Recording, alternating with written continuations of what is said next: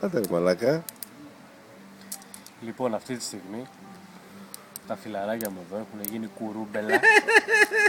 Δεν βλέπουν μπροστά τους. Έχουν αφήσει κάθε είδος συζήτηση σοβαρή. Το τραγουδάκι θα μας πεις με τη μικρή Λόλα. Έχουν βίντεο εδώ πέρα να τραβάνε ο άλλος που γελάει θα βγάλει τη Λόλα από τη φωτιά.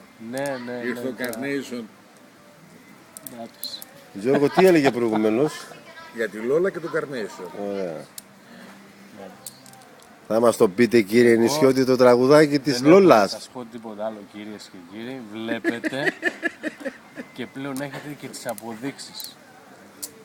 Με παίζουν εντός έδρας. Με έχουν 2-1, αλλά ο Νησιώτης δεν μασάει.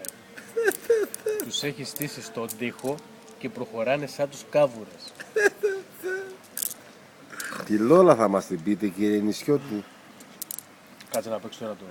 Το Carnation μες στη φωτιά να βγάλει τη Λόλα. Πες το. Μαρινέλα. Πες το πως πάει, αφού δεν το ξέρουμε ρε μαλάκα. 26 Ιουλίου. Θα μας το πεις ρε? 28 Ιουλίου στο Πολιτιστικό Κέντρο Ζερών. Θα μας το πεις? Τη Λόλα. Φωνές Τζούλες. Θα μας την πεις τη Λόλα? Το πίνει το Carnation, δεν το λέει. Είναι για μας.